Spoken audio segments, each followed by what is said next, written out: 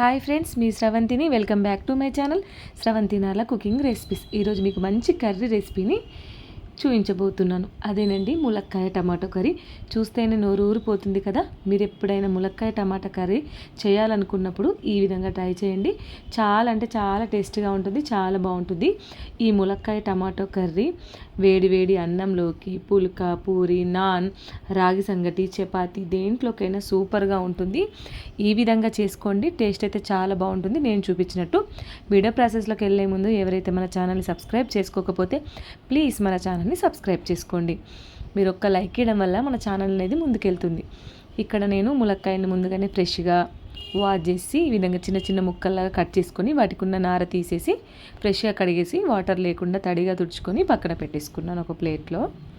ముందుగా stove on చేసి non stick కడాయిలో ఒక హాఫ్ కప్ వరకు ఆయిల్ వేసేసుకొని, ఆయిల్ హీట్ అయిన తర్వాత ఫస్ట్ ములక్కాయల్ని ఆయిల్లో వేసేసుకొని చక్కగా కలుపుకోవాలి. ఎప్పుడైనా సరే మనం టమాటా ములక్కాయ కర్రీ చేసినప్పుడు మనం డైరెక్ట్గా ములక్కాయలు వేసేసి కర్రీ చేస్తే కర్రీ అనేది కనర్గా ఉంటుంది.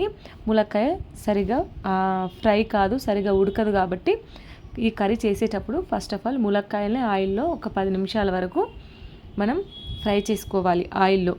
ఇలా ఫ్రై చేసుకోవడం వల్ల కర్రీ అనేది డబల్ టేస్ట్ ఉంటుంది. ములక్కాయ సాఫ్ట్గా ఉడికిపోతుంది, కనరు చేదుగా అనేది రాదు.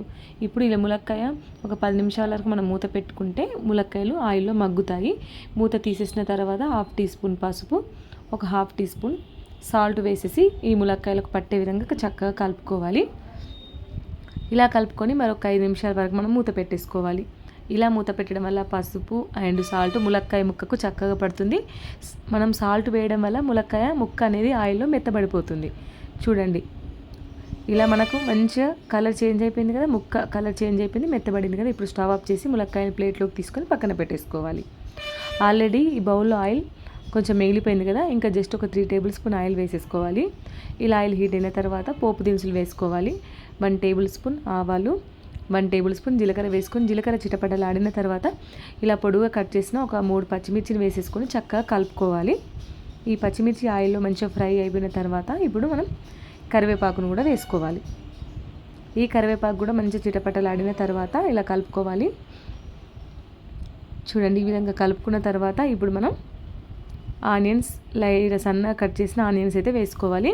నేనైతే ఇక్కడ 2 ఆనియన్స్ తీసుకొని ఇలా వీలైనంత వరకు సన్నగా కట్ చేసుకొని ఆయిల్లో వేసేసుకొని పచ్చి వాసన పోయేంత వరకు మనం చక్కగా కలుపుకోవాలి. చూడండి,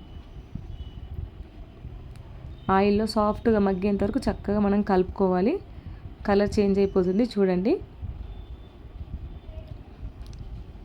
ఇప్పుడు ఇలా కలుపుకున్న తర్వాత ఒక 1 టేబుల్ స్పూన్ అల్లం వెల్లుల్లి పేస్ట్ వేసుకొని ఈ అల్లం వెల్లుల్లి పేస్ట్ కూడా అందులో బాగా కలిసే విధంగా పచ్చివాసన పోయేంత వరకు చక్కగా మనం కలుపుకోవాలి. సరిగా కలవకపోతే మనకు అలాగే ముద్దలాగా ఉంటుంది. కాబట్టి మనం సరిగా మంచిగా కలుపుకొని మూత పెట్టేసుకోవాలి ఒక 5 నిమిషాల వరకు. అలా మూత పెట్టడం వల్ల అల్లం వెల్లుల్లి పేస్ట్, ఆనియన్స్, పచ్చిమిర్చి ఇవన్నీ సరిగా మగ్గిపోయి ఆయిల్ అనేది బయటకు వచ్చేస్తుంది. ఇప్పుడు మనం ఫ్రై చేసిన ములక్కాయ ముక్కలు కూడా ఇందులో వేసేసుకోవాలి. వేసేసుకొని ఒకసారి ఈ విధంగా చక్కగా కలుపుకోవాలి. ఈ ములక్కాయల్ని కూడా ఈ విధంగా మనం చక్కగా కలుపుకున్న తర్వాత ఇప్పుడు వీలైనంత వరకు టమాటాలని సన్నగా కట్ చేసుకోవాలి. ఈ ములక్కాయలకు సరిపడా నేనైతే ఒక 5 టమాటాల వరకు తీసుకున్నాను. టమాటాలని ఫ్రెష్గా కడిగేసి సన్నగా కట్ చేసుకొని ఇప్పుడు ఈ టమాటాలు ఇందులో వేసేసుకొని ఒకసారి బాగా మిక్స్ అయ్యేంత వరకు మనం చక్కగా కలుపుకోవాలి. ఎందుకంటే ఆల్రెడీ ములక్కాయని మనం సపరేట్గా ఆయిల్లో ఫ్రై చేసాం కాబట్టి ఇప్పుడు ఇందులో టమాటా వేయడం వల్ల మనకు ములక్కాయ ఆల్రెడీ ఉడికిపోయింది కదా. ఇప్పుడు టమాటా వేసి మనకు ఒక టమాటాని ఉడికిపోవాలి. ఇలా 10 నిమిషాల వరకు మనం మూత పెట్టేసుకోవాలి. 10 నిమిషాల తర్వాత తిరిగి చూస్తే చూడండి, టమాటాలో నుండి వాటర్ అనేది రిలీజ్ అయిపోయి టమాటా అనేది సాఫ్ట్గా మగ్గిపోతుంది. చూడండి ఒకసారి. అందుకోసమే డైరెక్ట్గా ములక్కాయలు ఇందులో వేయడం వల్ల అవి సరిగ్గా ఉడకవు, కనరుగా వస్తాయి, చేదుగా వస్తాయి. వాటిని సపరేట్గా అందుకోసమే ఆయిల్లో ఫ్రై చేసేసుకోవాలి. ఇలా టమాటా సాఫ్ట్గా మగ్గిన తర్వాత రుచికి సరిపడా సాల్టు, రుచికి సరిపడా చిల్లీ పౌడర్, 1 టేబుల్ స్పూన్ ధనియా పౌడర్, 1 టేబుల్ స్పూన్ జీరా powder, 1 tablespoon garam masala వేసుకొని ఈ మసాలా అంతా చక్కగా ఈ కర్రీకి పట్టే విధంగా మనం కలుపుకోవాలి. చూడండి, టమాటా సాఫ్ట్గా మగ్గిపోయింది కదా. ఇలా చక్కగా మనం మసాలా అంతా కర్రీకి పట్టే విధంగా మనం చక్కగా కలుపుకోవాలి.